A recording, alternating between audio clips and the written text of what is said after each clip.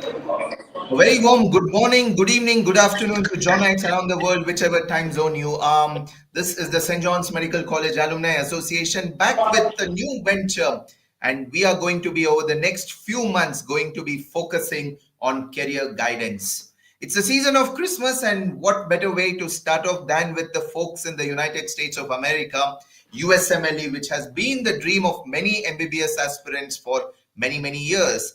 But today we are going to talk about not just the positive aspects, but even the challenges, the limitations, and how really is the roadmap to USMLE. Before we welcome our panelists for today, I would like to request Dr. Anthony Robert, President of the St. John's Medical College Alumni Association, to say a few words. Greetings all Johnites from all over the world, those watching live and those who will watch the recording. Our career guidance secretary is quite uncontrollable after a single glass of Pepsi, and we're seeing the energy levels today. So like he said, this is a series which is going to focus on different career options, both in the country and outside the country, both in the professional sense of the word and in the destination sense of the word. So it's going to be a big spectrum which we will cover throughout his entire coming year. So I wish you all the best, all the speakers, and especially the young children, our young alumni who are looking out and a little lost. This is the venue for you to come and get your questions addressed. All the best, Nitin. Right. I extend my complete gratitude to the panelists because they are joining us in the wee hours of the morning. So requesting all our panelists to be on stage or the screen, as they say. Dr. Avian Chang from the batch of 2007, who has pursued surgery in the United States of America. Dr. Rahul, who's started his residency. Dr. Anna and Dr. Vivek. But Vivek, of course, has a little bit of technical issues with the video. And of course, Ananya from the current MBBS batch, who is the head of the UG Research Society, who will be sort of moderating it. Oh, we actually have Vivek back on screen. That's wonderful there. Can we also have Ananya on screen because she's going to be representing the UG students as the head of the UG Research Club. So without much further ado, we have planned this such that we are going to have a small set of talks, and then we are going to launch into a very interactive session. Those of you who are watching it on the YouTube stream, please do type in your questions and our panelists will be more than excited to answer it. We will start with Vivek. I'm not sure where did Vivek disappear. Right. So if we can have Vivek to start off with by giving an introduction on how exactly is USMLE, the roadmap to USMLE occur. Really, as a second year or a third year MBBS student, what should he or she know before one starts USMLE? What is possibly the ideal time to start preparation, and what does it really entail? Vivek, all over to you.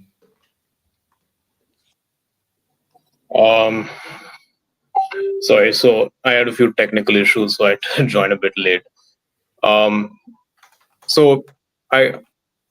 Me and Rahul had discussed covering the major topics of preparing the USMLE and moving over to the US.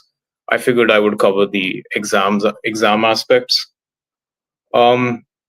So broadly speaking, before you apply for residency, you need to finish the USMLE Step 1 and Step 2. When I took Step 1, it was a scored exam, but it's now just a pass-fail exam since 2021.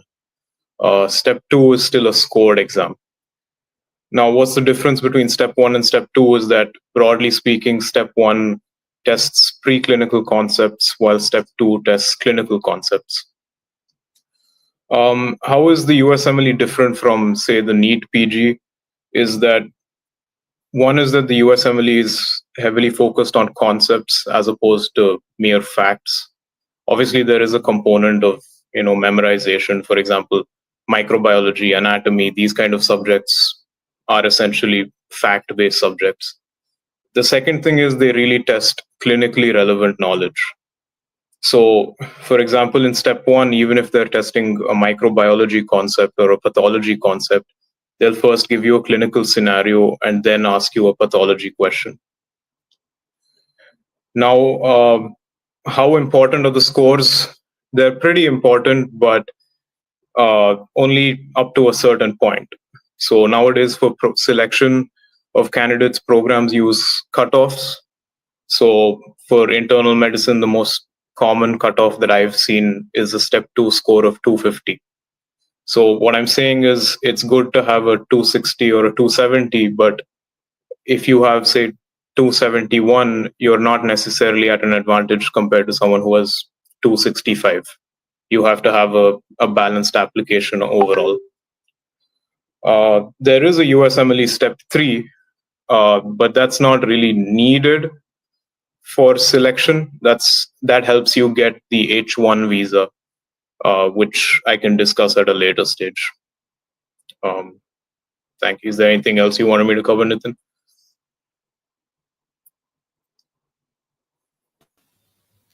Yeah. So just I would like to for you to break down 2, 3 aspects of step 1, step 2, step 3. Yeah. Just if you can go a little bit in detail of what exactly step 1 entails. Yeah. What are the Okay. subjects? Yeah. Previously, we all knew about this course in step 1, but now it's pass or fail. So in general, how many questions would you need to be correct to obtain a pass mark? Okay. And when should preparations for step 1 start ideally? Okay. So, okay, thanks for that. So like I said, step 1 tests preclinical concepts. Major subjects are anatomy, biochemistry, uh, microbiology, pathology, pharmacology. But the system they use is like a what they call a 3-step testing process. So they'll give you, so what that does is they won't ask you like, is streptococcus pneumonia a gram positive or a gram negative bacteria? They'll give you a scenario like a 50-year-old man comes in with fever, shortness of breath, productive cough, chest x-ray shows an infiltrate in the left lower lobe. If you gram stained the causative organism, what would you see? So it's a 3-step question, because the first step is you have to identify that this patient likely has community acquired pneumonia. The second step is that you have to know that the most common cause of community acquired pneumonia is streptococcus pneumoniae. And the third step is you have to know the staining characteristics of strep pneumo. So even though it is a preclinical concept, the question is clinical. So when would you start preparation? I think now that it's pass fail, I think people who are sure about coming to the US should definitely try to finish the exam during their MBBS itself. For example, I took it during my final year, but essentially I was able to because of the COVID lockdown. I was at home. So I think I know that the MBBS syllabus has changed significantly, and now subjects have been rearranged. But I would say maybe third year is a good time to really start preparing for it. But when I was explaining about the questions being clinical, I meant to say that it's also helpful to really attend your clinical postings in St. John's and try to see cases, so that even though you haven't reached the stage of studying medicine, surgery, etc., you have some background knowledge. Step 1 is an 8-hour exam. Basically consists of 280 questions. Okay. 280 questions, which you take broken down into 7 blocks of 40 questions each. So you have 1 hour of break time, which you can split up how you want, and you have 7 hours of exam time. You get a score. There's no out of you. I mean, back when it was scored, they used to give you a score. Now it's just pass fail. But they do calculate a score in the background. You just don't know about it. And the passing score, if I'm not wrong, was like in the low 200s. Right. And if I'm to understand now, Yeah. as Dr. Rahul and Chang seem to highlight, that it's based on the percentile system. So the number sort of needed to pass is variable every year based on how difficult it is. So even that is like how difficult it is it's based on how difficult each question is. So it's not like every like candidates get the same set of questions. They have a massive pool of questions, and your score is calculated based on the difficulty of each question. Something like a So psychometric analysis, which used to happen in NEET a few years back. yeah, That I'd say so. Maybe something similar to that. something similar. Um, If I could ask a question, a lot of students know that they want to start and prepare for the exam, but they don't know exactly how to go about it. So, would you have any advice for someone who's just starting out their uh, preparation? Which resources to use and how do they approach it? Do they solve the questions first and study it later, or study and then start questions? So just to crystallize that question, if someone today is a third year MBBS student in St. John's and says that I want to do step one, would you say go back and read your Robbins no, guidance and all that, or would no, you say go to one. the resources? I would strongly recommend against reading Robbins, Guyton, and everything. You should have ideally read that in your first and second year, but in third year when you're doing targeted preparation for your USMLE, step one, I would recommend going with the step one is the resources are now like almost set in stone. It's Boards and Beyond, UWorld, First Aid, Pathoma, and Sketchy. So I would start with UWorld. I'm sorry, I would start with Boards and Beyond and read First Aid alongside that. Finish that quickly and then start solving UWorld. UWorld is a question bank. It's the gold standard for USMLE. Uh, it's not just about solving the questions. It's about reading the explanation for each question, even if you get it correct. And while you're solving those questions, I would do Pathoma and Sketchy and everything. And Um, are the resources the same for step one and step two? are the what? The resources, are the preparation resources the same for step one, step two, or is there any For step difference? for step two, honestly, like I would argue that just UWorld is enough for step two, and now UWorld has become so big. Like I think when I took step two about 2 years ago, and UWorld had 4,000 questions or so, and I didn't finish UWorld before I went for the exam. Right, Vivek, just to sort of interrupt you there, Yeah, we talked about step one and we said that possibly third year is the ideal time to attempt it. And again, focus on the yeah, preclinical questions in a yeah, clinical context, yeah, and yeah, it's pass or fail. yeah, When is the ideal time to do step two? Now, yeah. again, just sort of a disclaimer to anyone watching out here. Now, this is what we are talking of ideal preparations for students who are in MBBS. We will get to the point when you're post MBBS and what you need to do. But at this point of time, someone is saying that, look, okay, I'm in third year, I'm going to do step one right now.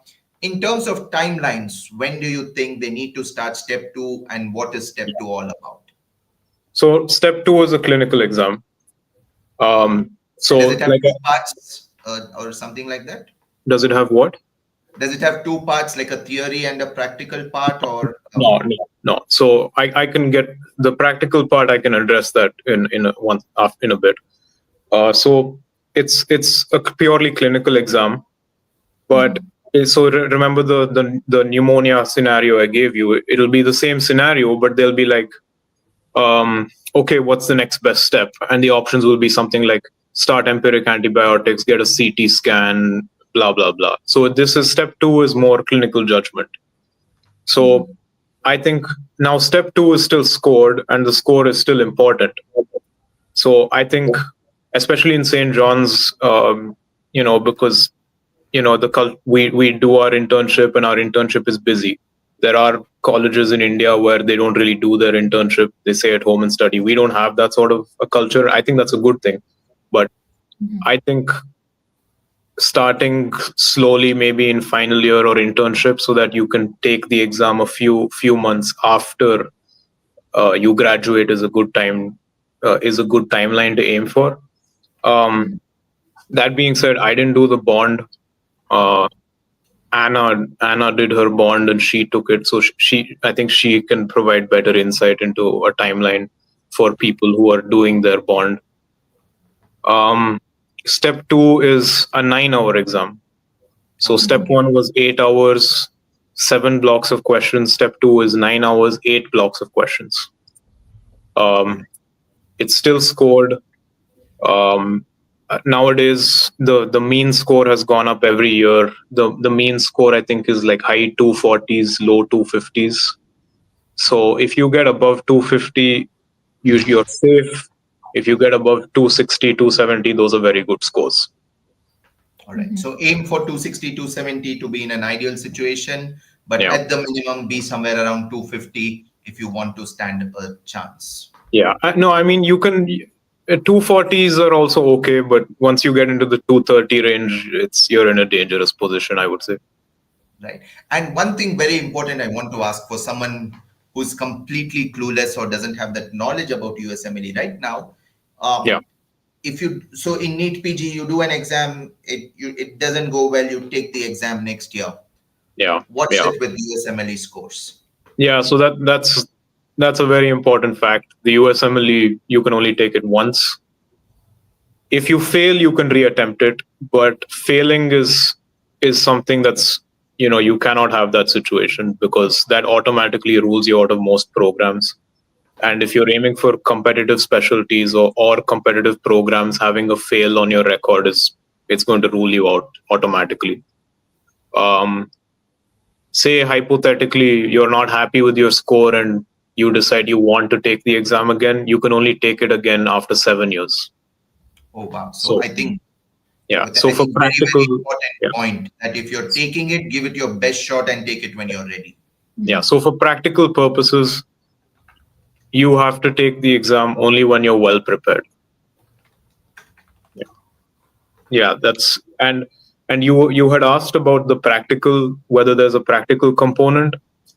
Pre-COVID, there was a practical component called Step 2 clinical CS, clinical skills, where you would come to the US and you would basically have a simulated clinical scenario with someone who's pretending to be a patient.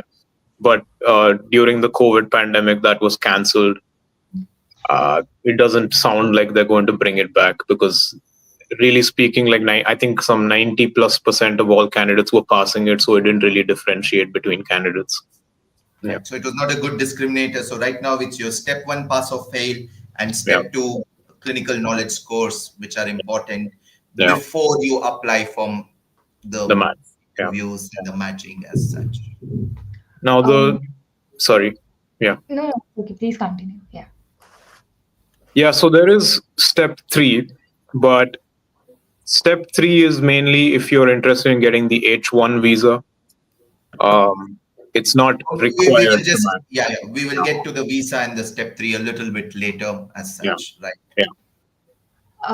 I'd like to just invite Dr. Rahul as well. He's from the batch of 014. He graduated in 2020. He completed his bond and now he's a PGY1 internal medicine resident at Guthrie Robert Packer Hospital in Pennsylvania. Welcome, Dr. Rahul. Thank you, Anand. So, Rahul, I think you're, like they say when you join internship, fresh from final year. So you're fresh from all the matching process and the clinical experience. So I think one of the most important thing that goes in the mind of a USMLE aspirant is how important is a clerkship or an observership. What does it take to do a clerkship and an observership, and how important is it? And again, just to give a brief overview of the matching process. Sure. Thank you, Nitin. So yeah, fresh from all the observerships and experience since last year. So when we're applying, we're considered international medical graduates when you're coming from St. John's. We may or may not need a visa when we apply. But one thing that we definitely need is to show that we have some sort of what we call US clinical experience, just to say that we know how the system works here and we're able to work in the system. So the 2 or 3 things that counts as US clinical experience would be clerkships, observerships, and externships. They're more or less the same thing. Clerkship would be if you are coming in as a medical student. So while you're still a student at St. John's or an intern in St. John's, and you get an opportunity to do what we call a clerkship, is basically a rotation with one of the departments in a medical university here. So I think St. John's does have an understanding with University of Minnesota, where we send, I think, 4 to 6 students each year. So that would be considered a clerkship. An observership would be what you would join. You could do it as a student, but you can do it mainly when you're graduated. And that would be you going in as someone who's not in medical school and just observing in a department or with a doctor in a clinic or a hospital.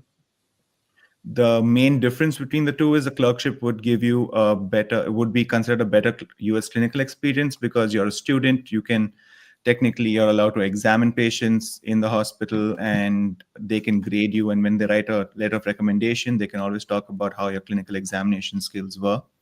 As an observership, you're technically not allowed to have patient contact. So they can't really talk to your history taking skills or your examination skills per se.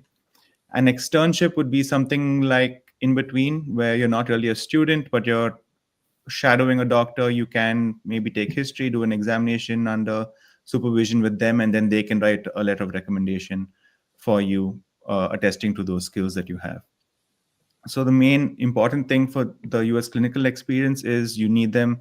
One is to show that you have clinical experience in the US, and the other one is that you need letters of recommendation from US based physicians when you're applying for the match. So like I said, when it comes to clerkships, try to get them done when you're in, I mean, you have to get them done when you're in college. So either you get the one with the University of Minnesota. I think Fadi Yeshdas was talking about University of Pittsburgh.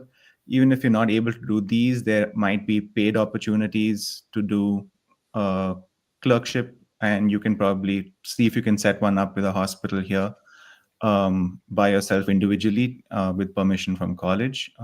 You can reach out to me if you'll have questions regarding that. I'll see if I can put you in touch with someone who's done that before.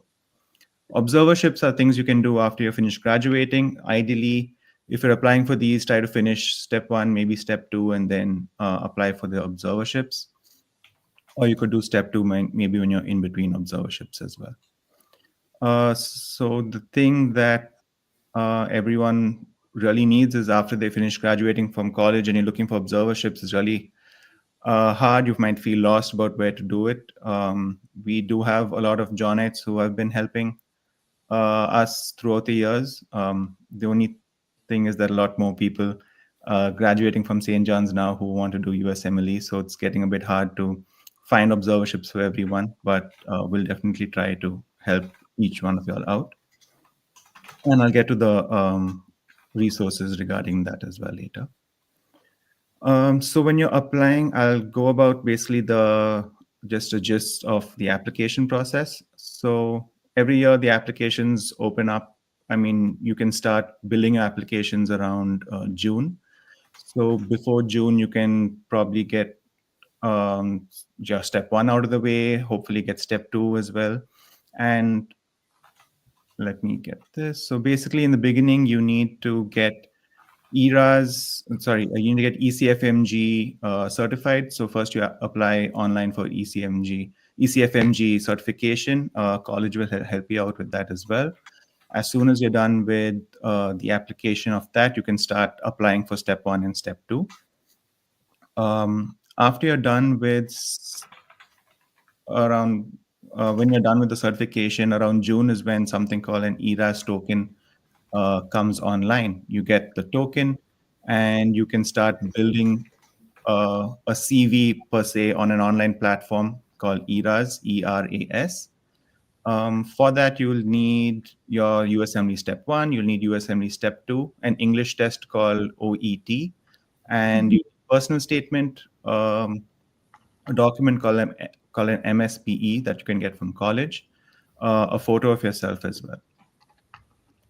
And so from June to September is when you kind of build on that CV. You can edit it, add your personal statements, try to get your LORs out in time before then.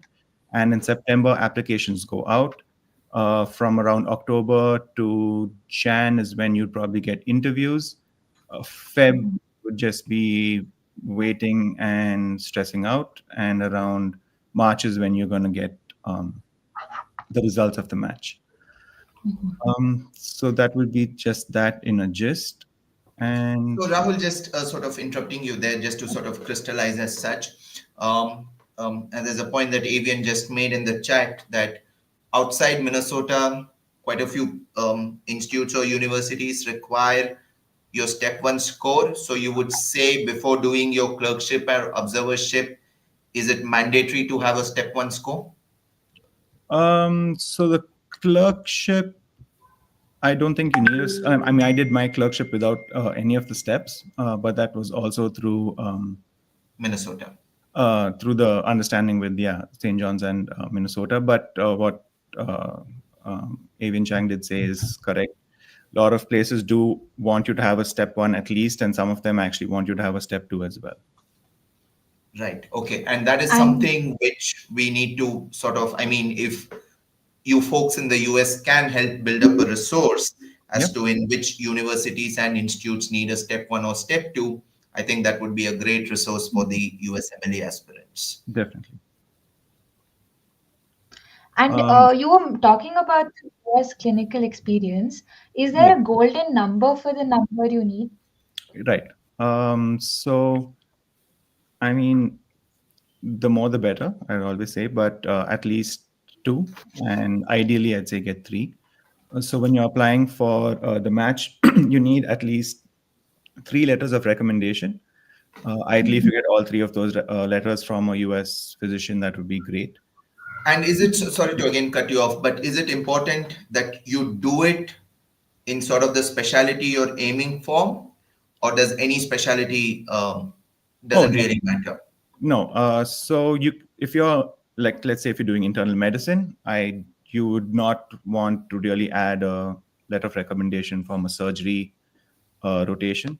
Try to keep it within the internal medicine field, so you can keep it with cardiology, uh, Yeah, so that's sort of the oncology. more clear question, that it sort of has to be broadly in the allied field. Yeah. All right. And It doesn't I've need to be in internal medicine. It can be in cardio, family medicine, gastro, anything like that. Yeah. And is it usually easy to get these, or do you have to hear a lot of no's before getting a yes? Or Uh, is there like an ideal match which you hit to get your clinical experience? So it's not really knows. You might it's just if you're not doing it through contacts, you'll probably be cold emailing a lot of people and you just probably won't get replies. But there are universities and a few hospitals that offer paid clinical experience.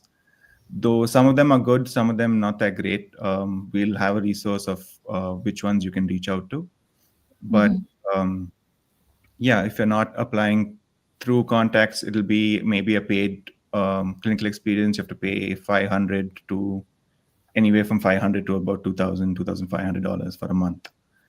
So And apart from things that you get it from contact, you say that there are paid clinical Yeah. student experiences and somewhere between 500 to 2,500 US dollars.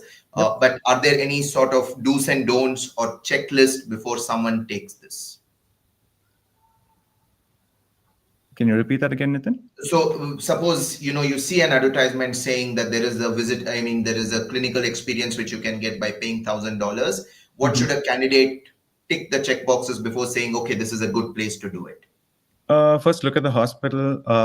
What I would do is I'd go on the internet and look through maybe the person that you're getting this rotation from, see if they have any sort of online presence, or people have given any reviews about this thing. There are a lot of places that are like kind of like factories where they just bring in people and you get like a standardized LOR. Those aren't as useful as getting something that might be a little more genuine. So I think kind of doing a little bit of a background check about who the person is or who the institution is that's offering you these opportunities. Are they doing it? I mean, they're doing it for the money as well, but are they kind of mass doing this with a lot of people? Are you really getting an experience at the end of it? See if you can contact people who've already done a rotation with them or not. Right. and We'll come back to the well, matching process a little I later. Sorry, Ananya, have go ahead. one Yeah. more question. So when would you recommend us doing this? Would it be during our 4 years doing MBBS, at the end of internship, or during bond, after bond? When would be a Sure. good time? Yeah. So if you're doing a clerkship, definitely it has to be within the four. I mean, yeah, 5.5 years of medical school. So you'll have to kind of work it out with college and see if they let you go off during. I'm sorry about that. If you can go maybe during internship for a few months and then come back. That would be the best part for clerkship, which would be the best experience that you could get. If you're doing observerships, the thing is you want to get your application out as soon as possible after graduation, because one of the things that programs look at is your year of graduation. And if you're kind of removed from that year, each year kind of gets harder for you to match, because like Vivek said, some of them have cutoffs for scores, some of them also have cutoffs for year of graduation.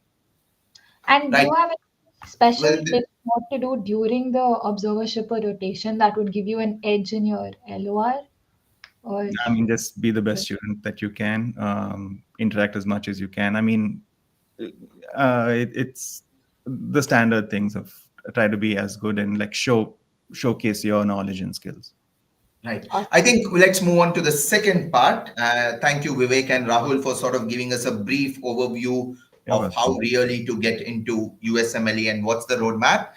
It's my privilege now to invite three people, all from different generations and different batches, starting with the oldest and the wisest of the lot, Dr. Brian Martis. A pleasure to have you, Brian Martis, sir, as we call him, Nogrod, sir, the original Nogrod, before Danish said. A very proud moment for me to call on one of my best friends, if I can call him, who was also the General Secretary, Dr. Avian Chang. And of course, Dr. Anna, who is also fresh into the USMLE. Thank you so much. We are going to put three of you in the firing line in different aspects. Dr. Brian, I would like to start off with you. And the one important thing is you've been one of the sort of the pioneers or the early members of the ECJI, or the Early Career Journite Initiative. Now, the most important question students are asking these days is it worth doing USMLE? Is it easy enough to crack it and come to the States? And over the years, how have you seen sort of this entire process evolve? So, good evening, everyone. It's very early in the morning for me here, but I'm very excited to be here. I would have been even more excited if I could see your faces, but unfortunately, I cannot. I enjoy that the most. So let me just say a few things. So one is I am not a pioneer. There are a lot of people who started coming here in, I believe, the 70s, and ever since then there's a steady stream of Johnites to North America, and we now believe we have about 500 people here. That includes Canada, very few in Canada. So about roughly 500, and a lot of people have helped a lot of people along the way in different ways, some known, some unknown. What I did in 2008, when I was the president of the Alumni Association, is I just kind of crystallized it a little bit and kind of named it the Early Career John. So initially it was the Junior Johnite Initiative, and we felt that we need to drop the junior part. And so we made it Early Career Johnite Initiative. People who are very helpful, that, or at least the true pioneers, are Savio John, Sean Michael, and more recently Alan Joe and others. And so people have helped in multiple ways, just moral support, place to stay, getting interviews, getting clinical observerships. So we right now we have a network of people who are willing to help, people who have completed their USMLE or their and looking for interviews, etc., or people who are looking for research opportunities, or people who are looking for clinical observerships. So if sort of to just summarize, the ECJI and of course with the networking of the North American Alumni Association would be able to help Johnites get in some sort of networking to get a clerkship or observership, and also sort of the support structure which is provided. Yes. So all of the above, and in interviews as well, though interviews are harder to get. But basically, we now have a network of people. The point of contact is usually our ECGI group. I'll have to check and see who it is. Most recently, it was Alan Joe. So I'll just tell you very quickly. I don't want to bother you with the details, but more recently, what we've done is we have a 501(c) or a not-for-profit organization called the Friends of St. John's. This Friends of St. John's has previously been primarily a fundraising body, but more recently we have actually diversified into little subcommittees. One subcommittee has to do with the early career initiative. So I can find the names of those people and share with Right, and you. we can share that Yeah. absolutely. Um, Right. the other thing, Nitin, just very quickly, is if for those people who are much advanced in terms of they finished all their MLEs, et cetera, and they're ready to hit the floor. We also have a North American WhatsApp group, and at that point, we include them in that group so that they can make their own statement and share their own information. And a lot of people respond to that. So I That's very wouldn't. interesting to know. So anyone in Johns at this point of time who have finished their steps, looking to network, they reach out, be part of the WhatsApp group, and share their statements and aspirations. In general, but by the time that we include you in the WhatsApp group, you're already very advanced. You're either in the United States or you're on your way to the United States, or we're not generally don't include people who are like a year away because then it's not useful to them. But You're what being very strict now, like a protocol, inclusion, exclusion criteria for a study. no, you have to. So the reason for that is we want, as soon as the person lands, we want people to jump in and help, right? So that Absolutely. only happens when you're ready to be helped, which means if, let's say, you flew into New York, you're staying with your uncle, and you've finished all your steps, and you can take the next plane out to somebody. If they say, I have an observership for you, that is the most efficient, right? So that's why. Otherwise, people will forget. And so Right. I'm um, going to come back to you a little sure, bit later sure. on because you did your MD here in India and then you went there, and I just want to get a brief perspective, but we'll touch upon that a little later. I want to get the young ones, Dr. Avian Chang and Dr. Anna, and there is this myth that USMLE is for possibly getting internal medicine, psychiatry, or the medicine fields, and sometimes getting radiology, surgery is difficult and next to impossible.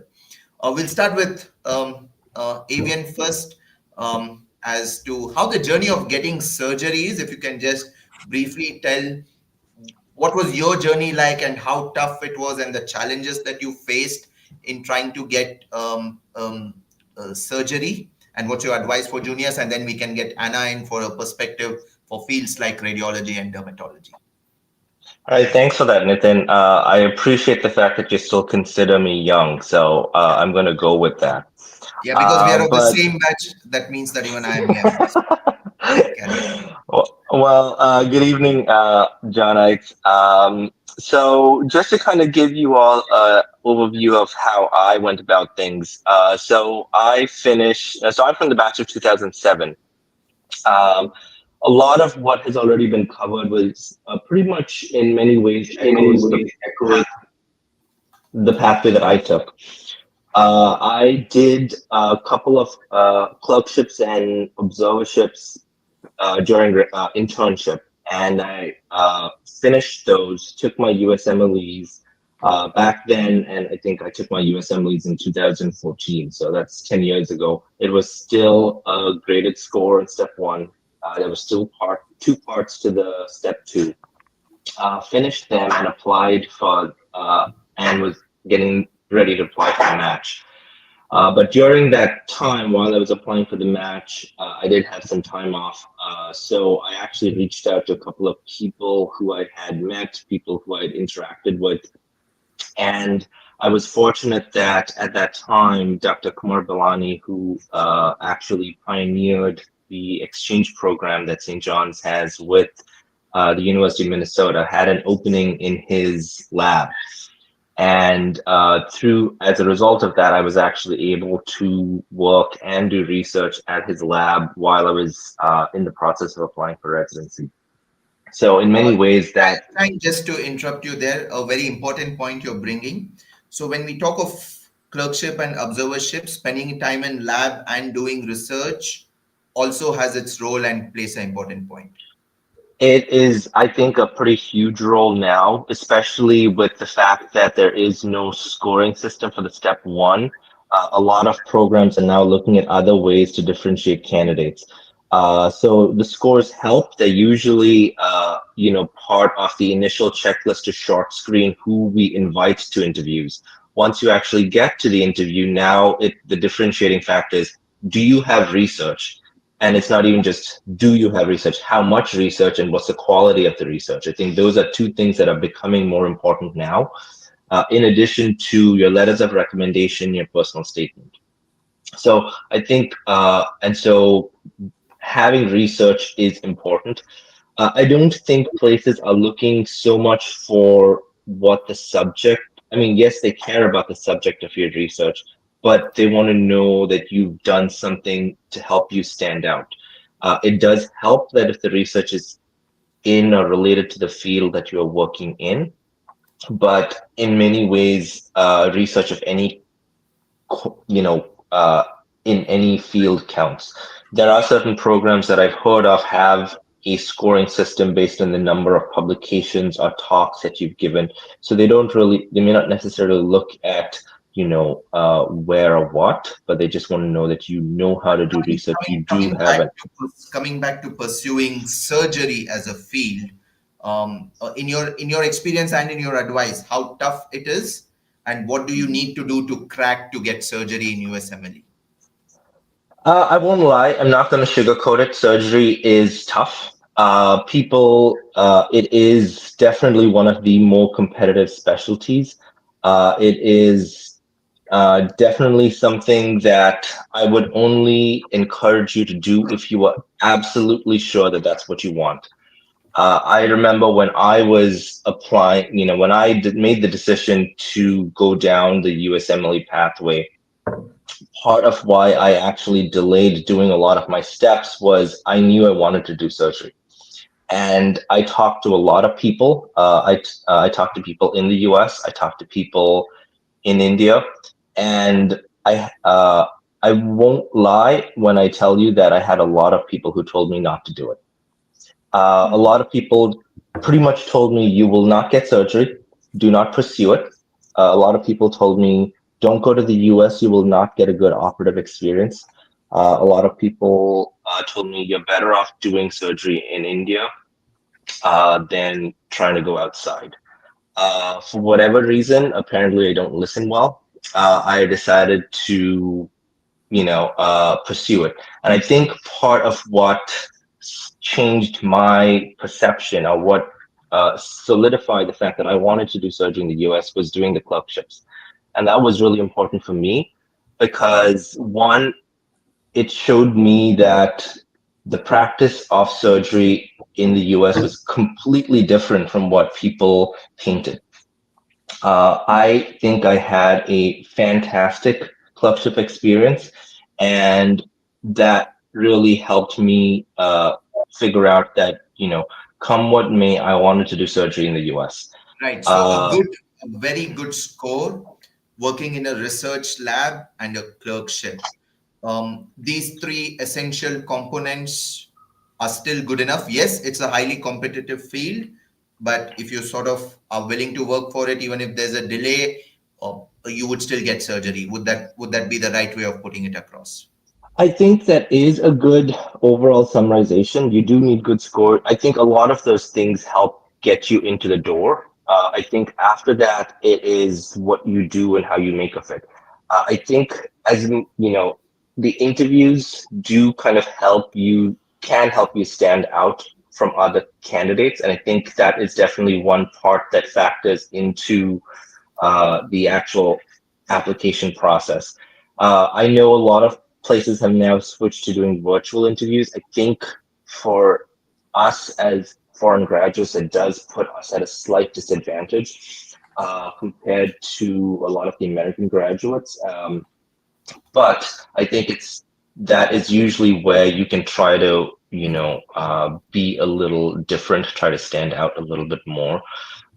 So I think, I don't want to say that there is a magic formula out there that is going to Right. help you get surgery. I think a lot of the things that make you a good candidate for other specialties are the same things that would necessarily apply. I think you But it's just just need that to the be competition is higher. correct, Just and you need. just to be a devil's advocate, would you recommend having a safety net that if I don't get into surgery, should I apply for something else or try it in the next cycle? That's a good question. And I think I don't think there's a right answer for that. I think a lot of people told me to do that. A lot of people told me to apply for internal medicine as well as general surgery when I was doing it. Um, I did a few internal medicine observerships just in case. But I think when it really came down to it, I personally decided not to do it. Uh, One, it does financially add a lot more because you do have to apply for a lot more, um, programs. And I applied to a lot of programs for general surgery. But also, I think it's in some ways makes it a little harder on your application also, because you do now have to have two separate personal statements. You have to have a whole different set of letters of recommendation, I think that's a very because valid point. because you can't really use a general surgeon's letter of recommendation to apply for internal medicine. Yes, it helped. I mean, if it's a good letter, it might help, but it may also raise a lot of questions. Yeah. But I think if you're And going for surgery, show that you're committed to surgery and you really want correct. it rather than that. I'd like to get Dr. Anna here. And Anna, I want you to address two specific points. And that is, again, like surgery, there's a perception that radiology, which is still one of the most wanted fields in India, is quite tough to crack in US as such. And you have done some great research presentations also at international conferences. And again, touch upon the importance or the challenges of trying to prepare for MLE while doing your rural service. Yeah, perfect. I can start with the last question first. Um, Doing MLE while doing rural service was honestly not hard. It made things much easier for me because I had a clear idea that I wanted to do radiology then, and I also had a clear idea that I wanted to go to the US. It's just timing at the end of the day. So for those of you who are doing rural service right now, I would suggest starting off and getting step one over with in the first few months of your rural service, and then focusing the rest, like 1.5 years, on step two and getting research done. While I was doing rural service, I think most rural service clinics have a schedule where you do clinic for the morning and then you have a break and then you do clinic again and then you go sleep. So tighter your day every day in a way that you wake up in the morning, do a few questions, then go to your clinic, come back, revise those questions you do in the morning, and then go to clinic again, come back and do research. And then you can alternate those things every single day because just like Chang said, there are three most important things. There's scores, there's research, and there's connections. So like what I used to do is 1 week focus on research, 1 week focus on like making connections, trying to get those observerships, and then another week focus on like revising step one questions that I did in the morning. Right. Does And what about radiology and dermatology as the aspiration for USMLE candidates? yeah, How was your journey, and what do you really need to do to try to achieve these so-called tough subjects? that's a great question. Um, so for me, I personally feel like getting into radiology, yes, was hard, but is also not impossible. Just like Chang said again, you are going against the current. So if you're going to convince yourself that it's not possible, that's what's going to happen. You have to keep waking up every day and telling yourself, I'm going to do this and work towards it. At the end of the day, for specialties like radiology, ophthalmology, surgery, dermatology, um, the benefit is that there are not many IMGs applying, so it's easier for you to stand out given what your story is, which is really different in IM Peds because there are scores of IMGs applying and they all have the same story that you have. Um, Personally, for me, I could make a better like impression because I had rural service, and I was also doing. I didn't do a dedicated like lab research or research fellowship, but I did do research in the realm that I was. I did a lot of research on rural health. Did a lot of research on radiology in rural health. And that's what people want. People want to know that you're going to be the best at whatever you're doing and you want to make a difference in the world. So even if you don't go the dedicated step one, step two, do like research fellowship and then get interviews, then get matched, even if you just take all of that and put it in your realm and be like, I want to make radiology better for the people that can't access it, that's still being so much different than all of the IMGs or the AMGs that are applying. Um, so that is one thing that helped me in my journey. The second thing is like talking to the right people. Um, you have to like surround yourself with people who have matched, who have like who have the same story as you have, and then try to like get your way in the system. The way you can get your way in the system is going to foreign conferences and getting more contacts or speaking to other people who are doing research and see who they're talking to and see if you can talk to those people. At the end of my like, I didn't have a lot of US clinical experience. I had 3 or 4, but at the end of my clinical experience I got 2 people who are at really high spots at the University of Minnesota where I've matched to write me letters. And that didn't come easy because the maximum time you're spending is like a month and you're not really a student to like go in the nooks and corners. It's just that you talk to a resident, the resident talks to someone else, the someone else talks to the program director, then the program director is like, hey, I've heard of you, and I don't mind you coming and shadowing me. So just like going through the little ways that you can, like doing what's in your capacity and not really saying that, oh, this is out of my league, I can't do a research fellowship, I can't get the big contacts, is just having that mentality plays a big difference. Yeah, I think a very important point that you made, that you actually didn't have much of clinical experience or rotation there, but sort of shadowing and chasing becomes very important. Thank you so much. And in fact, very valid points of how do you really prepare for MLE during the rural service as such. Right. We are taking a small little break here for 30 seconds as we get George to put all of us on stage, as we are going to be starting a very, very interactive panel discussion. Those of you who are watching the stream, please type in the comments below. This is your chance to speak to all of our US folks out there who have woken up very, very early on a Sunday morning to be here and guide us all. Right. Dr. Brian Martis, I'm starting with you. This is a question that has come in from many people, and that is, I've finished my MBBS and MD here, or MS, or whatever specialization they have done here. Is it still worth to come to the US to pursue residency? And how hard is it to sort of match and get a residency once you're finished doing a specialization here, or is it easy? So I want everybody to know that whatever I did a long time ago. So whatever I did may not actually, have any relevance to what's happening right now. So if you want to know what's happening Yeah, right we'll now, get Vivek and Rahul to give in their opinion, but just your perspective on how things have evolved. Vivek, Rahul, Avian, and Anna, and I'm just listening to them and just struck by how amazing our Johnites are, how well they're doing. It just makes me so happy.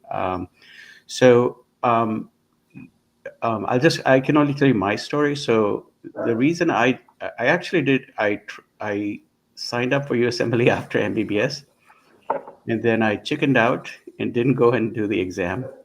Um, and I felt very bad about it. But later on, I realized that I was just not ready. I had no reason to go to the United States. The only reason was everybody was going in, and you felt peer pressure. Um, and then after I finished my MD in psychiatry, I applied because I had the intention to apply. I had a very clear reason to go to the United States, and I finished my score. I finished my USMLE. I got an interview. In fact, my interview was in India, and I just got into a program, and the rest is history, so to speak. Right. So So practicing psychiatry in India versus US, or sort of the clinical medicine in India versus US, your perspective, how hard is it, if I may add, to change your practice of medicine, or is there a change once you've finished your specialization here to versus practicing there? yeah, so there are advantages and disadvantages in both, or pluses and minuses, or whatever you want to call them. There's good things and not so good things. When you do it in both countries, you have the best of both worlds. And I found it to be a strong advantage because by the time I was in my middle of my residency, they stopped treating me like a resident. They started treating me like an attending. And I then fashioned two research fellowships on my own, which were not ACGME accredited, but they just allowed me to do whatever I wanted. And because they knew that I was a fully trained psychiatrist. So there are advantages to doing this. And the disadvantages is time.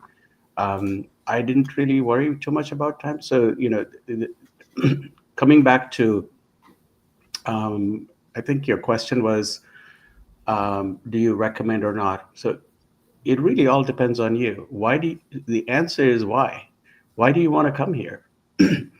And if you want to come here for some very clear reason that makes sense to you in your life and your career, then it doesn't matter when. um, if you're not sure, then it matters because then you're not going to, like I think Anna or Avian said, you're not going to be all in. You have to be all in. So you have to be very clear why you want to come here. So Right. I I actually, think that's very wise words. I mean, post MD, you need to be really, really sure and clear why you want to come. Otherwise, probably staying back makes a little more sense. Vivek, if I can get you in here, with regard to you are in touch with quite a few people. You have seen what is happening. Oh, the challenges and the limitations people face post Yeah. MD MS to match. So, I would say, if I have to, give you like a one-line answer, uh, it's a disadvantage to come here after your MD or MS, uh, especially in the medical specialties, medicine, pediatrics, neurology, etc., because they really look at your year of graduation. My understanding is that the perception is that you're less open to ideas, and they can't train you in the American system because you're already trained in another system. So, That being said, I have quite a few friends who are applying surgery, neurosurgery, the integrated surgical specialties, etc. And what they've told me is that these specialties don't look so much into year of graduation because they understand that international grads applying have spent a significant amount of time trying to build up their application. But yeah, for medicine, pediatrics, etc. I mean, if for whatever reason you had to do an MD in India and then come over, fine. But if I think that if you're split, I would recommend coming sooner rather than later. you I mentioned can, the can I just difficulty. quickly add a comment there, if you don't mind? Vivek, I may disagree with you to some degree. I think even in the surgical field, people do look at year of graduation. I Yeah. think I think when you look at surgical fields, though, I think a lot of people do that MS in India and then come across, but many of them come across via different pathways. They don't come across the standard traditional pathway that Yeah, we've talked about this whole time. yeah. There are certain non-ACGME accredited subspecialty fellowships that are more willing to take foreign trained surgeons because many of them go unfilled and they'd rather So have the bodies than have a vacancy. And so many Chang, people, Chang, just to interrupt, that's a very interesting new point you have brought about.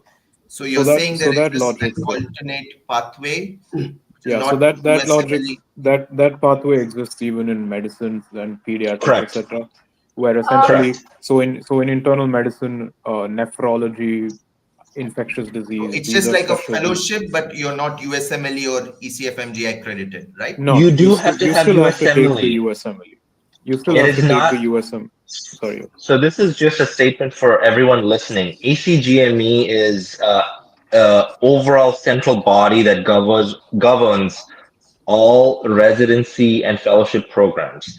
They are the primary body that it's I don't want to say the US equivalent of the MCI, but that probably I would say that probably you could kind of just for a comparison, right?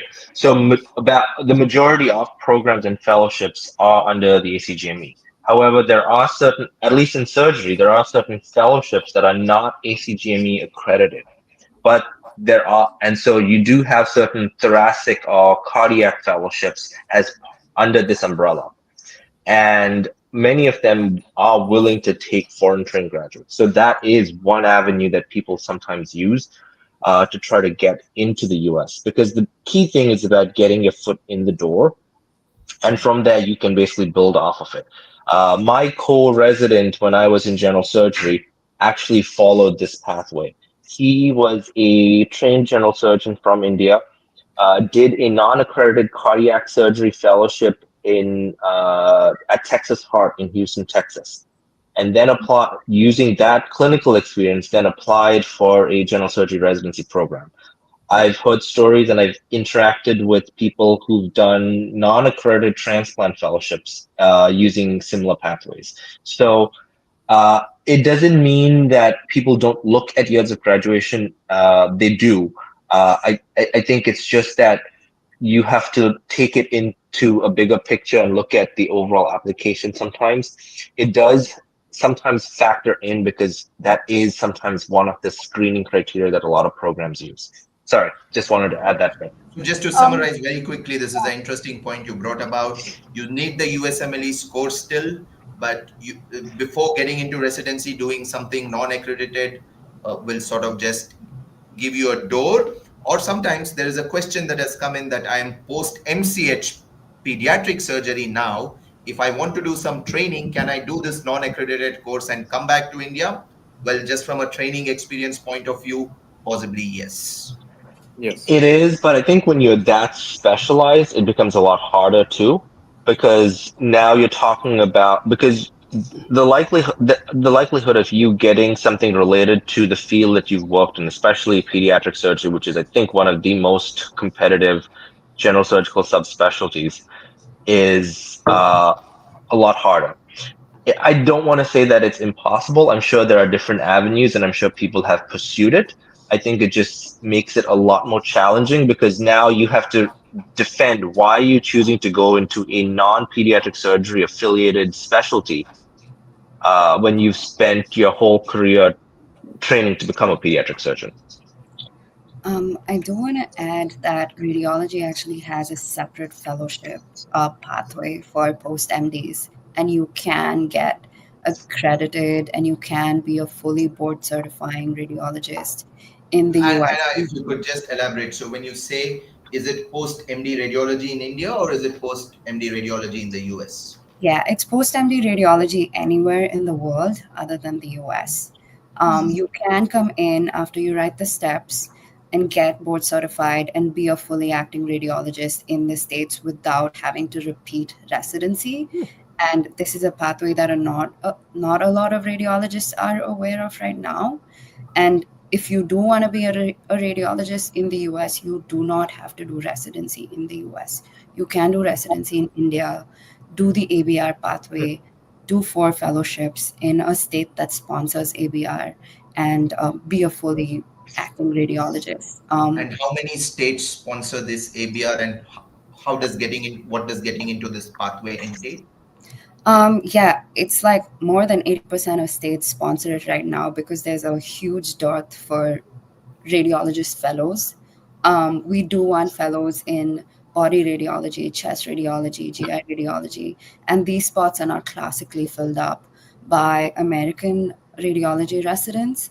So if you're post MD radiology anywhere in the world other than the US, you write the steps and apply for these fellowships. You make sure that the place that you're applying for a fellowship sponsors the ABR pathway, and you do 4 fellowships in either the same institute or the same state, and then get board certified in your 3rd year, and then be a fully acting radiologist. This does not involve repeating residency at all, and it does not your YOG does not matter.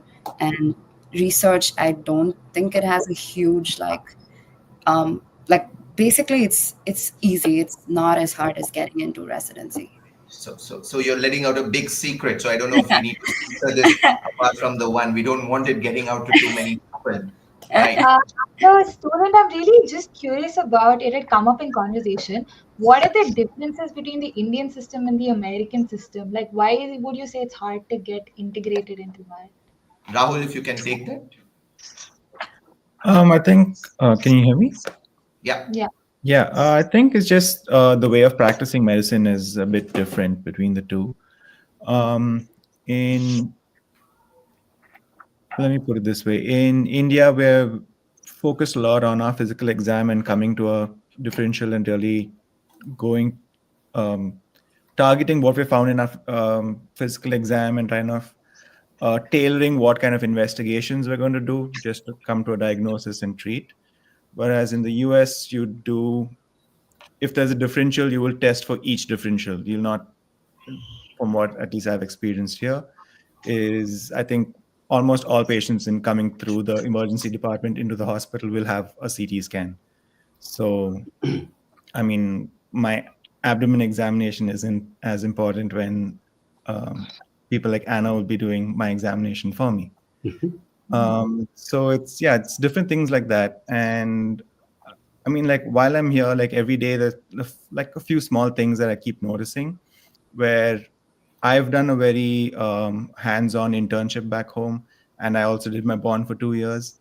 So the way I practice medicine is a bit different from what we do here. So each day when I see things happening that are a bit different, it's a bit jarring at first. You'd always wonder, like, why do I need to test? Like I had one patient who came in with some sort of myopathy, and we have run every single um, rheumatological test that could be run on the same patient. But back home, if I was going to do that, each test might be 1,000, 2,000 rupees, and you're looking at a bill of what, 20, 30, maybe even a lakh just to run those tests.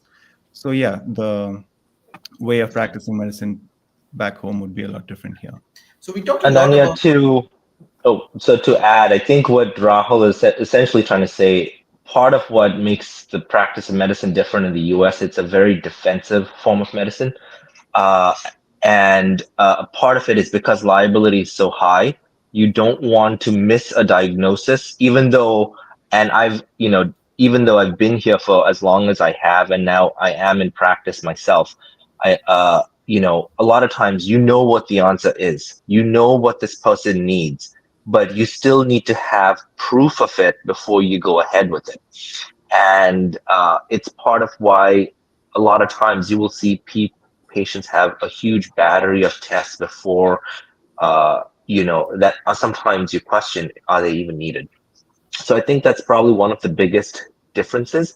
I think is probably the biggest, and I think the biggest reason for that is just, most Liability, right? people, well, liability, but also the fact that in India, people are limited in terms of financial resources. And I think that's a huge part of it. That doesn't mean to say that, everyone in the, contrary to what people believe, not everyone in the United States has medical insurance. But there are rules in place that allow you to practice medicine, to offer the appropriate care, whether a person has insurance or not, which is very different from in India, where you pay before you get the treatment. And here, like Rahul said, clinical exams have are not as important. I think as a surgeon, for me, it matters, to help me differentiate, because a lot of times you will pick up things on a CT scan that are not necessarily clinically relevant, right? And the only way to really differentiate that is with a history and a physical exam. So even though I don't use it as much, I think there is a certain set where it becomes important, and having that background from India definitely has a bearing.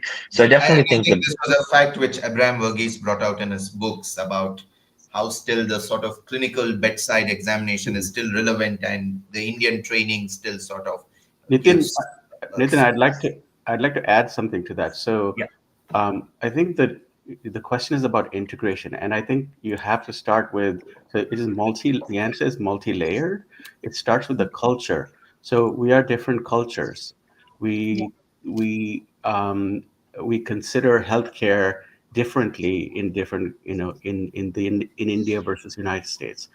Our In the U.S., the socioeconomic part is, while it exists, is considered less, and everybody expects the best care. In India, you get what you can afford, right? So one is the value of life and the value of the quality of your life. So as soon as you land, you'll see that that's what you'll be like immersed in. The second thing is patience. So there's something called SDM, which everybody should know about, which is never happened or happens very rarely in India. And SDM is shared decision making. Patients expect to be partners in every clinical encounter. They expect, and their families, they expect to ask questions, and they expect you to answer questions. They expect you to give them options. It's not like ಈ ಮದ್ದು ತಗೊಳ್ಳಿ ಮೂರು ದಿವಸದಲ್ಲಿ ಬಂದ್ಬಿಡಿ. That doesn't work, right? So, and that's actually not good. But Indian patients sometimes expect that, and but not here. So they want everything on the table, and they will then choose. And you have to be, sophisticated enough to help them, to guide them to what's good for them. Yeah, So and I think Rahul has worked with me in a corporate hospital, and he knows that that is pretty much sort of a shared decision making, which is happening in the private sector, correct. not so much possibly in a medical college or a government setup. Right. We are going to do something fun now, and that's going to be rapid fire questions to all of you. I'm going to ask one question which has come from the questionnaire. Ananya will also join in and ask, and any of you who feel free to take it, please take it. So, right, the first question is very simply and very, very important is what would be the approximate cost for the whole process, including steps? Maybe I can take that. So, in preparation for this, I asked one of the recent applicants to give me a breakdown of their expenses. Would I be able to share anything on my screen? Yeah, you should be able to. So, if I do present, slides in PDF.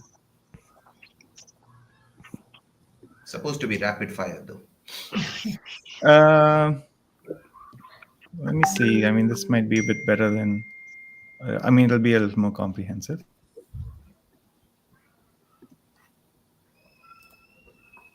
While he's doing that, you can ask the other questions. Yeah. What's the next question? Yeah, the next question is, I think Dr. Brian would be to take it. Brian Sir, the question is, we are all far away from home. How difficult is it to be away from home? And how do we need to adapt psychologically to being in a faraway country and being away from home? So I'm really happy that this question was asked, because it never gets asked. It is absolutely one of the most important things to be prepared for. And so the best way to, so when I came, I was not married. I was a single person. I came alone. The first few years were the loneliest for me. And it was really hard to manage that. and there was no reason for me to be that lonely, because if I was prepared, and I was not prepared because no, like, I just didn't know. I just showed up with 2 suitcases in Chicago. So but the answer is actually not too bad. So of course, when I came, there was no internet, and there was no WhatsApp, no Google, no this thing. So now we have the ability to plan our lives, and an ability to kind of make our connections even before we land. And so it's really important. So network is really important. To have a network of family, friends, colleagues, etc., is critical. And once you land, there are things you can do. You can go to church, you can go to the parish, you can go to a temple, you can do whatever you. So if you don't have friends, there's ways to make friends. And there's my family always that is there for you. So you need to spend as much time on this as on your I don't know, Vivek came up with some resources that I have never heard of for USMLE. So um, and so that's what I have to say. Take this very serious. Now, I've noticed that the colleagues who came, who are already married, who had a kid or two, they did better off, because once you have a kid, the kids attract other kids, and then the whole like neighborhood shows up, right? But that doesn't happen to people who are single. It's really important that if you're single, it's okay to be single, but if you're really important that you're single, Anna, are you single? You're laughing, you're smiling widely and broadly. Okay. Talk to me later. I have lots of young Johnites on my list. So no, but seriously, I'm not joking. So and that's all I'll say about it. It's I really think it's very important to have a social structure system, and that's where again the Johnite network comes in. Rahul, over to you to discuss the money matters. Money matters. Sure. I'm not sure how to get that. I think. Oh, there we go. Yeah. Yeah. So Ajay helped me out. He's applying this year, and then he gave me the breakdown of his costs. So I mean, he's included everything. He's included the costs of applying for the exams, the cost of flight tickets, health insurance when you're coming here for your rotations. Some rotations, if they're taking fees, he's added an approximate fee for the rotations. Stay, if you're not able to find someone to help you with stay, if you're going to get like an Airbnb or an apartment to stay in while you're here, basically everything. And he's come out with around 32,000 US dollars. Wow. So that would be, I'd say, a pretty fair estimate. I think you could maybe go down a few dollars depending on a few $1,000s, depending on if you're getting someone to help you with stay, so if you're not really paying for your rotations and things like that. So I think anywhere between 25 to 32,000 would be a fair estimate. Fantastic. Yeah, I We have do. The one thing I probably would include is some of this cost is spread over a certain time duration, because you're not doing it all in 1 year, right? Your USMLE is usually maybe a year or two before. The one good thing about this cost estimate is that when I was interviewing, we had to actually fly to the interviews. So obviously that's another a cost that comes into it. I think most interviews now are virtual. So. And Oh one wow, more okay, thing, so that's an interesting aspect. one more thing to Another add thing to it is, is, another thing is that yeah, the the cost is biggest upfront, component is. but Sorry, can you hear me? one Yeah, second. go ahead, Vivek. Yeah. So the biggest component is your stay in the US and your rotations. Mhm. So that's the variable. So like I can tell you that I did not spend close to this amount. So if you have family or friends who can help you with your accommodation here, or you get a rotation that doesn't charge as much, then that helps cut down significantly. And I think this document says what, six months of rotations, right? Yep. Yeah, you don't You need don't 6 you don't yes. need to do a full 6 months, so that also helps. And I think we have had some very generous Johnites. I think Dr. Marian Kamath, Dr. Kamal Joseph, and Dr. Belani. I think there are a lot of Johnites who have gone out of their way to help Johnites coming into US, at least from the accommodation aspect, if not anything more. And I think we all express gratitude to them on behalf of the other Johnites. Ananya, you have a rapid fire question? Nitin, one more thing. Sorry. One more thing to the costs is, this is sort of like an upfront cost, but once you're in residency, you're not paying a fee. You're in Yeah. fact being paid a salary, which takes care of all your expenses. If you're judicious enough, you can get a bit of savings with it as You well. don't need to rub it into those pursuing Indian PG at this point of time, Rahul. You're, Yeah. you're far removed from Indian PG, Nitin. In fact, one of the top oncologists in Bangalore. So I Right. don't think. Ananya, your rapid fire question. I have a couple of questions. The first one, visa. Is it a mystery? Should we worry about it? Could someone demystify it for us? Avian, Vivek you're and on Anand, mute. if you can take it. Yeah. Sorry, I would So definitely I would definitely factor that into it. Um, I'll be honest with you, the majority of people are probably going to end up on what we call a J1 visa. The J1 is a exchange visitor visa. Okay, and I'm going to go into a little bit of detail with this. There is a new rule that just came out where, sorry, backing up. The J1 is basically the idea behind it is you come from a foreign country, you come to the United States, you work, study here, you gain certain skills, and the idea is you are expected to take those same skills back to your home country to use that knowledge to improve your country. Um, Majority, pretty much all residency programs will offer this at baseline. The other alternative to it is what we call a H-1B. Now, the H-1B is your pathway, is one of the few visas that will offer you a pathway to a green card, which is usually the end result of what most people want when they come to the US. But it is selective on how you get a H-1B, mostly because it's an additional cost to the program and usually a lot more. So many programs don't want to do it.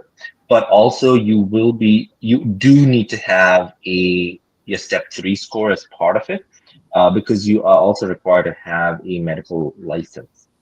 Avian, if I Um, can just interrupt you there. You talked about the J1B and the H1 visa.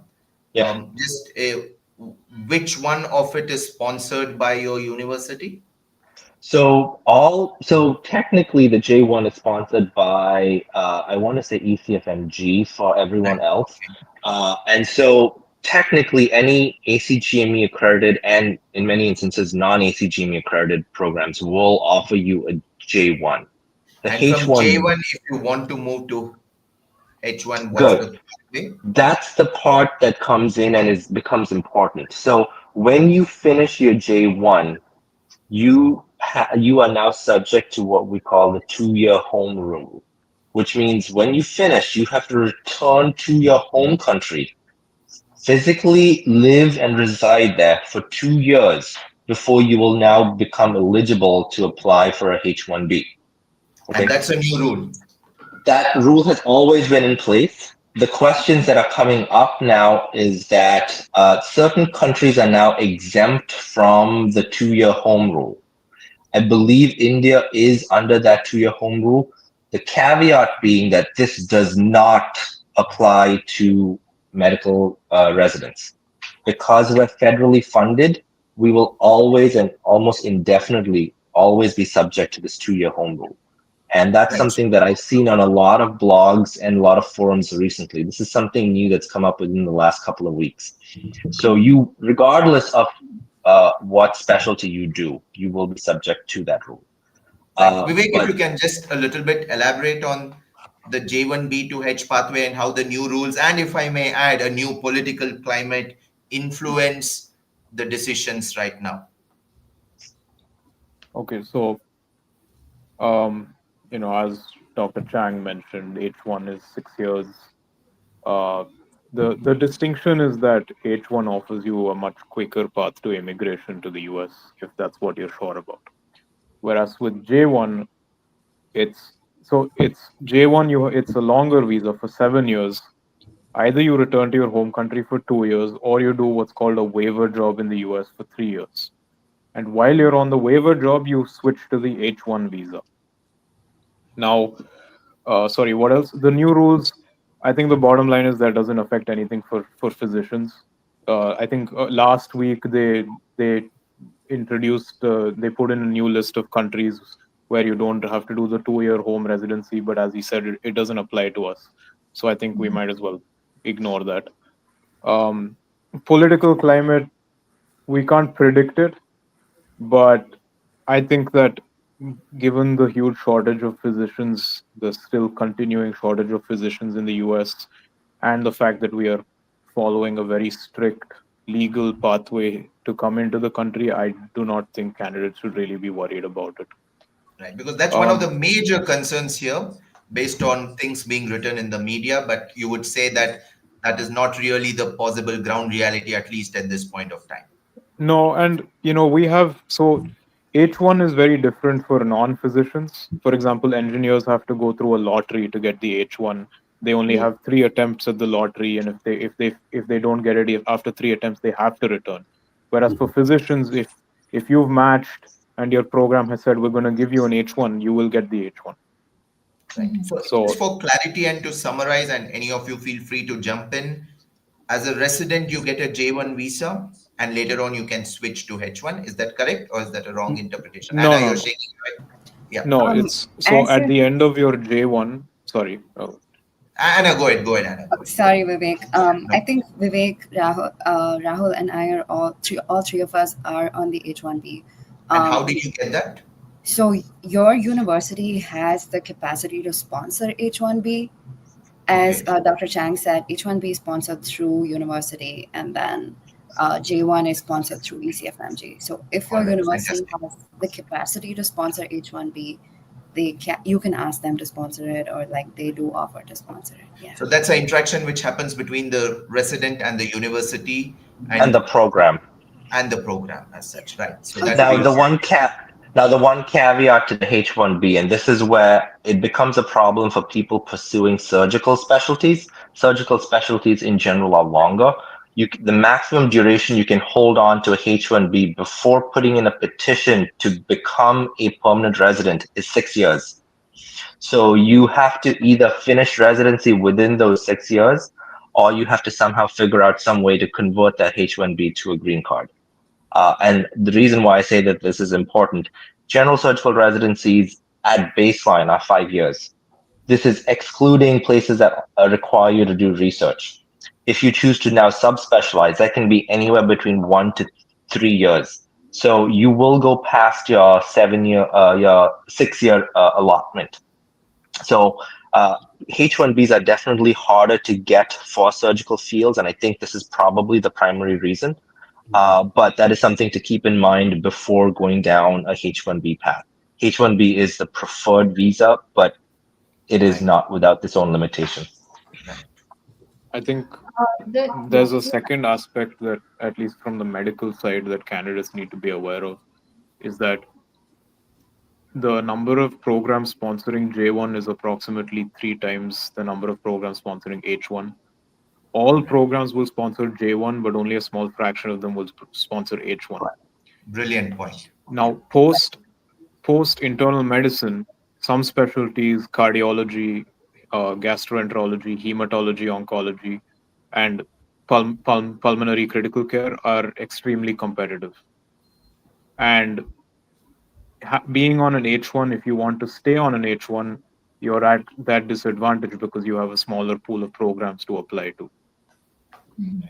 Okay. The other a continuation of this is that it's only valid for 6 years compared to a J1, which is valid for 7 years.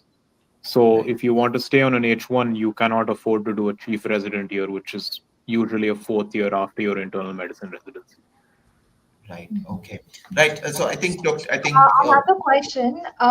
Racism against Indians, is it true or false? I disagree. I mean, take it with a grain of salt coming from me because most people don't assume that I'm Indian. But even but from, but Chang, I think race. but Chang, on a personal note, I know that traffic policemen in Bangalore and shopkeepers in Bangalore have been shocked when you speak Kannada. But have you faced racism for the way I you have look or at any point of time? no, I don't think I personally have faced it. Obviously, racism is a very real problem in the United States, and it still continues to be. I don't know of any personal individual who has been singled out. Now, obviously, I know when the pandemic happened, there was a lot of controversy and a lot of discussion about racism against Asians, and especially Asian Americans. But maybe it's because of where I was. I never really Right. experienced that.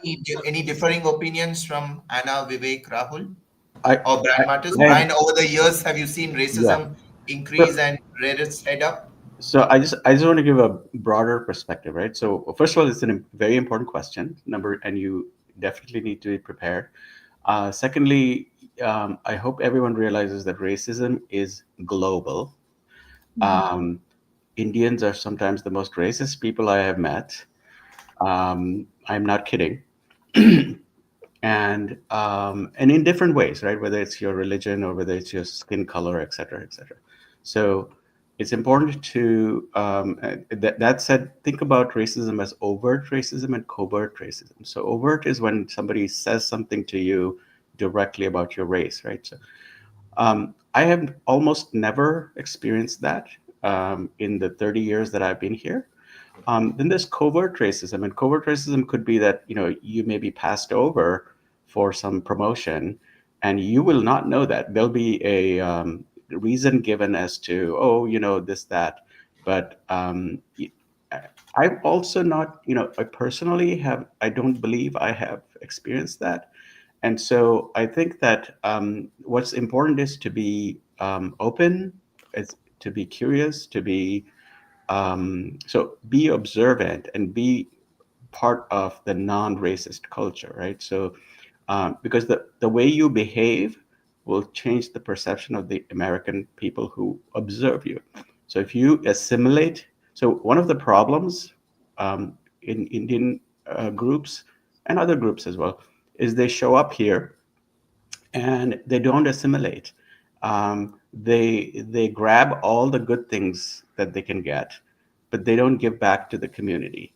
And so the most important point I want you to make, one is, don't get sucked into this thing, but remember that you are an ambassador. So the moment they look at you and look at your face, look at your skin, um, and then they see how you behave, um, you can change perception of people, right? So you are an active, as soon as you land there, you land here, you are an active member. You're not, you're not us and them. You are an active member. So if you show up in a community homeless shelter and help people, they will appreciate you. Right. Okay. So that's the most important part. You are an active member of this community. So behave as such. And I guess on a very, very lighter note, um, you can call someone Is that Maga in is, Kannada, is and that it a could pun? Is that a pun? yeah, you call someone a Maga in Kannada, and then it could completely mean MAGA too, make Correct. America great again. All right, coming to the next rapid fire question, and I think this has already been covered up, but if someone can summarize it in just 1 minute, key points. Post PG in India, is it difficult to get residency? And how hard is it? And will they be able to crack it?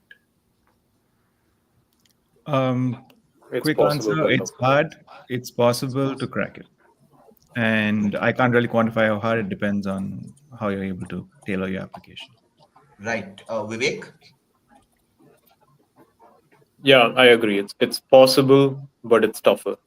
It's tough. And like Brian Martis said before, ask yourself whether you truly want to be in it and what's the reason you want to come to the US after doing your specialization there. And again, like Avian mentioned, you do have pathways apart from the regular accredited ECFMG pathway. But again, it's slightly harder when you're already trained in another system. So possible, but tough. Find out about it before you really go all in it. Right. So the next Another thing, yeah. question. We haven't really talked about this, but interviews, they're such a critical point of matching. How do you crack them? How do you form that connection through a screen with someone who's going to decide the rest of your career? Dr. Chang, do you want to do this one or? Go ahead, No, Anna. go ahead. Go ahead. I think people who've done it more recently in the virtual format would probably be better suited to answer this question. Yeah, go ahead, Anna. It's yours. Like you should be really good at getting what you've done across. Like think of it as you've done so much to get to that point. You have to be good at putting all of that into one story and putting it across. um like you I feel it's better, instead of saying, yeah, I did this, I did research, I my step scores are this. Like, they already know that. That's all in your CV. Like, what actually made you do rural healthcare? What made you do research in rural healthcare? And how that changed into doing radiology in the States. So how your story is different from the 60 to 100 other people who are gonna be talking to them is the most important. And putting that into like one concise story. Like, you can't say, yeah, I hated math and that's why I got into medicine and now I want to do radiology. So establish that connection. I hated math because I like seeing answers to questions, and I want to do radiology because those answer clinical questions in like clinical practice. I'm answering clinical questions that physicians have. So tie those stories together, make your whole life one big story, and make that different from other applicants. Also, Right. can I just jump in there? So the most important thing that Anna said, that in my mind, is story. So Mhm. they want to hear your story, and that story has to be compelling, inspiring, make sense. So it's not, your score. That once you're in the interview, you've already passed all those initial barriers, right? So once you're in the interview, they want to know who you are. They want to know your story. They want to know that you have a burning desire to do this, and all the good things that you bring. Okay, so that's number one. Number two is, there's a whole science which I learned in my MBA a few years ago, about doing interviews online. So where you put your head, where you put your camera, where you put your um, it really matters, because if you're looking like you're looking somewhere else while speaking, that's not going to look good. And so there's a lot. If you Google this, there's a lot online about how to do an interview online. I would urge you to do that. It actually matters. That's Um, something which I think many would not have heard of. That's why we said Dr. Brian Martis has to be on this webinar as such. Right, we have come to the last part of it. I'm just going to ask one important question to Rahul before I take one final comment from each of you. And Rahul, that is, just describe the matching process and how does it really end and what's the timeline when it happens.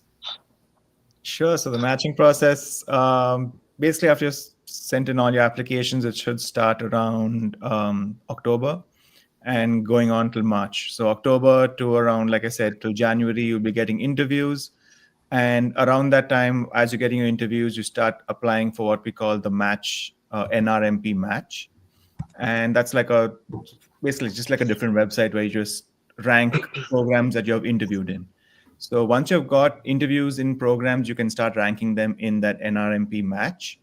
And the match is a very weird process where you rank programs, the programs rank their own candidates, and using a really complex algorithm that's really hard to, for me to understand at least, they're able to match each person depending on how high you've ranked the program and how high a program has ranked you.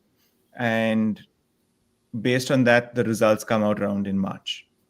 Right. So just to summarize, you would have applied for interviews in places and then the You matching send process. out, yeah, multiple interviews. You send applications for interviews.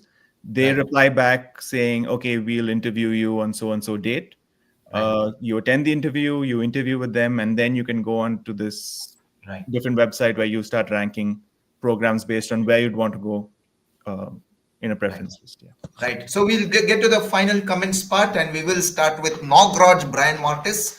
I want you to speak in that accent to end the interview. And first of all, again, huge gratitude to all of you for staying up in the wee hours of a Sunday morning. I know all of you are in different parts of US and the timelines are different. So Dr. Brian Martis, if a Johnite is to enter USA today for further medical studies, what would be your advice to him or her? Do they take it for granted that because they are Johnites, they are going to get it very easy? Or do you just say, hey, there is a support structure here, the rest is still dependent on you? yeah, I have three things to say. One is, be clear about your why. Number two is, remember you're a Johnite and you can do this, and you have an entire Johnite family, a global Johnite family to help you do this. And number three is very important, is Nobody owes you anything. Okay, so you have to take ownership of your life and your Right. work, and you have to work your butt off. That's a very, very important thing to think about. Sometimes I see Johnites who show up and like they believe that everybody has to just make things happen for them. No, nobody owes you anything. You, Right. you gotta do it yourself. And so, but when you do that, you'll notice that the entire universe will conspire to help you. And so that's a very important thing I want people to know. Are you quoting Paulo Coelho or Shah Rukh Khan from Om Shanti Om? We will leave it for the audience to guess. I'm quoting Mr. Nogroj, who is in the who is living in this tent near the Chinnaswamy Stadium, and right now he's very preoccupied with the India-Australia match, which is unfortunately being washed out. You're sending me into depression with that. We will come to thank you, Dr. Brian Martis. We would have to let you go. Thank you so much again on behalf of all Johnites. Thank you, Vivek, John. coming to you for one last question, and that is really the importance of research and how much should one give it importance during MBBS or during even rural service? I think it's important. That being And said, what sort of focus on. how much is the ideal or the minimum research papers or presentations one should have? There's no real minimum or maximum. And nowadays there are people from all over the world who are just literally churning out. I don't want to be harsh, but low quality work. So do work you're passionate about, work that's high quality. And I think being in St. John's, we have ample opportunity to do that sort of work. For internal medicine, really speaking, after maybe 5 or 6 papers, they're not really like if you have 10 papers, you're not necessarily considered a much better candidate than someone with 6 papers. And if the person with 6 papers is much higher quality publications, they'll go ahead. They'll definitely be considered ahead of you. Um, for now, for competitive specialties, uh, it is definitely helpful to do a year or two of postdoctoral research years. This not only helps you get research, but it also helps you build connections and gain mentors, which I would argue is more important than anything else in the matching process. So the bottom line is, try to do quality research that you're passionate about. Start as early as possible, and if you're interested in competitive specialties, probably aim to do postdoctoral years after you graduate. Right. I'm Anna, just going to add coming. one little point to Vivek's statement. I agree with everything that he said. The only thing I would add is make sure you know what your research is about. You will get asked about your research on the interviews. So there are people who will put their names just to have titles and get publications. But if you don't know what that research is about, you will get into a lot of trouble. You'll get found out. Right. Perfect. Thank you, Chang. Anna, rural experience and USMLE, do you think it's an advantage doing it? Or do you think someone is better off studying for MLE without rural experience? What's your final take on that? I would honestly say it's a huge advantage doing rural service because it gives you time to decide if you really want to do MLE, what subject you want to do. And especially now that step one's pass fail, you can easily do step one in the first few months of rural service. And it makes your story extremely unique. No AMG has rural service on their application. So if you're applying to a specialty where you're competing against American grads, it will set you apart. Right. But Avian, just add into yeah, that. yeah. Yeah, sorry, Rahul, come in because you also had enough experience and you also worked in research institutes post your rural experience. So, what's your take on that? I think I agree completely with Anna. Like it does add to your application, saying that you have this. It's definitely a unique experience, but at the same time, it's a double-edged sword because you are pushing yourself again further from your year of graduation.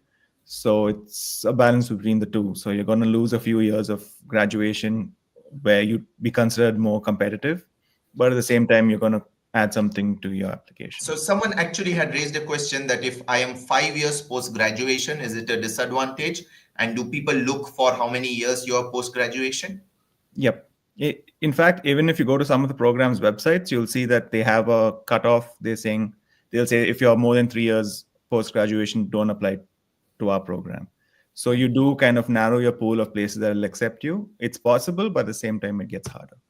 Right. Avian, to sort of end up with you, because you're the senior most right now amongst everyone on the screen here, including me. Two questions. What's the wait list for Indian-born citizens to convert a H-1B to green card? That's a question coming in from Dwani Ravi. And the second question is, post-surgery specialization in US, what are the options? And again, is it difficult for an IMG? Good questions. So to take your first question, it is a very long wait time. Not to get into the weeds with it, but there is something called a priority date, and it all depends on what your priority date is.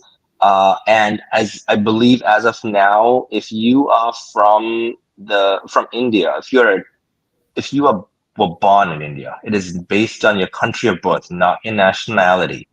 Um, the current priority date is, I want to say 2012, if I'm not mistaken. And this is, and 2012. it just yeah, and it grows exponentially. So the wait could be the wait likely will not be within your lifetime. Oh, wow. Okay. So you have to look at other ways Let's to move get on a it. more positive note, and why don't you tell us what the post-surgery specialization option? So I don't think that should be even a factor to be worried about, because the minute you get into a residency program, regardless of what residency it is, whether it's a competitive, non-competitive, surgery, internal medicine, whatever field you are, the fact that you are now graduating from an American residency program, the world is now your oyster. You can get it. All depends on what you have done during your residency that's going to be of importance for you into getting into a fellowship program. And so you could choose to do your fellowship in whatever field you choose based on how competitive you think you are as an applicant coming out of residency. The fact that you graduate from an out of the United States medical school is probably the least significant thing. What actually matters more is what you did during your residency, why you want to do that specialty, and who you know that can help you get connected to get into the program of your choice. So it really does not matter so much the fact that you are a foreign graduate. I would like to add a caveat here. I agree that like once you're in, you're on a much more equal ground. But the fact that you still require a visa, at least for internal medicine fellowships, will count against you. Touche. That does to some degree factor in, but most places, outside of the visa part, you are essentially on the same footing. Right. Rahul, I would like to end with you. I would like to specially thank Rahul and Vivek for sort of putting this together along with Anna and Avian, and really helping me conceptualize all this, and for Ananya for sort of getting the active student community. It's a matter of great pride that we are having a UG research society in St. John's right now, that Ananya and her friends, Malvika and all, have done it. And that's something as the SJMCAA will be looking closely to work with. Rahul, the question is taking off on that note. There's a question coming in from Maitri Ghosh, that is, how feasible is it to do high quality research during your rural service years? And the last question is, what is your wish list sort of as a MBBS student that you expect from the Johnite community or the alumni community when pursuing USMLE? The first question is about doing research during bond. I wasn't able to do a lot of research during bond. I was mainly focusing a lot on work, a lot of COVID waves in between, and preparing for the steps. But it's definitely is feasible. What you would want was a good mentor. I didn't have a good mentor during bond, but maybe after bond, I think I had a very good research mentor who helped me get a few publications out. That's the only thing you can. Can I add to that if it's okay? But yeah, if you get a good mentor and they will help you doing bond, I think you should be able to get a few Yeah. good research out. Yeah. I, Yeah, I, Anna. totally feel like you can use your rural service to find out projects that you can do. Like my first project was using X-ray scores in COVID-19 in a rural population because we don't have CTs there. So it really depends on your research base. Like you're given these set of cards, you're doing rural research, you have such a huge span of population. So deal with the cards you've been given and put out high quality papers. And I think I would like to tell you that the first Johnite Tale episode, which we did with Dr. Salim Yusuf, I think one of the most important things on his Rhodes Scholar application was doing research in the rural area, a story which Dr. Ravi Narayan always tells. Rahul, of course, was fantastic, and Vivek, of course, has a lot of research publications. I mean, all of you guys have been wonderful with research. So, Rahul, the wish list that you would have if you were an MBBS student right now in St. John's, for what you would expect from the Johnite community and the alumni community. Yeah, so the wish list I definitely would want is, help in getting opportunities to have US clinical experience. I think that's the first wish list I would have. And to add to that, I would also be helping anyone who's applying. You can reach out to me or Vivek. We'll get you in touch with some people who could help you with clinical experience. And a caveat to that is it's a bit hard. There's a lot of graduates coming out. So, I mean, I'd spoken to Dr. Kamal Joseph, who's very involved in getting people observerships. We may not be able to get everyone as many research experiences as they would need, but I'll definitely try to get at least something done for everyone if possible. Right. The other thing I would want is, someone who would be able to, pick up the phone and recommend me for an interview or even for residency spot somewhere. That's extremely hard for someone to do for you as well. You really need to, work with someone. They should be able to personally be able to vet you as a good candidate. But yeah, I think these are the two things I would want. Yeah, and also possibly help in demystifying the visa process and also sort of the credibility of the programs being run in certain areas. And I think, I mean, that would just be my perspective. Right, gentlemen and ladies, thank you so much. I would leave the last word to our president, Dr. Anthony Robert, to conclude this. It's been fantastic. It's been about 1 hour, 45 minutes without any technical glitches. And as always, I would like to have George on screen for being the technical support behind every show that we do on Johnite Tales or this. Thank you so much, George, as always, for being there and supporting this through and being the hidden figure, not the movie, but really being the backbone of this. Dr. Robert, all over to you to conclude.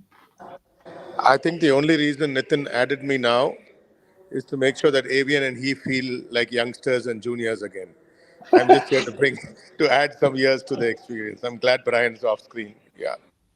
But thank you very much, everyone.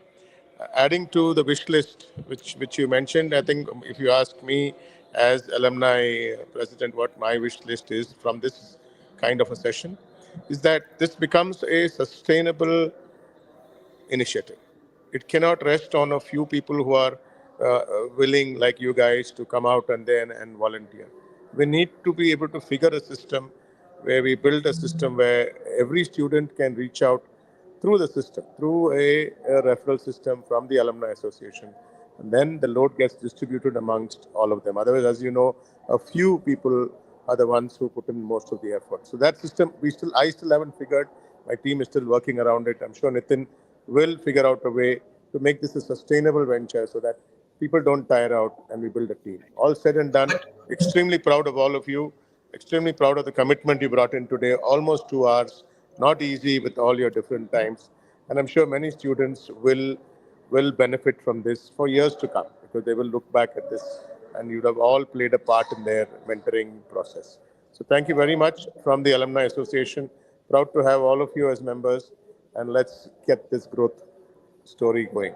Thank you. And I think very important, we had representation across batches and decades, and that really shows the spirit of Johnites in US. So once again, thank you, Rahul. Thank you, Avian. Thank you, Vivek. Thank you, Anna. Thank you to Dr. Brian Martis. And some of the people couldn't join us, but I'm sure that Rahul, Vivek, and everyone else of the ECJI will play a part in connecting for whatever queries you would have. Thank you, Ananya, for being actively involved in this whole thing and getting in the questions and moderating this. The engagement of the alumni community with the student community is what something we are looking to build on. Thank you all once again. Have a great Sunday while our Sunday finishes here, and we look forward to Monday. Thank you so much.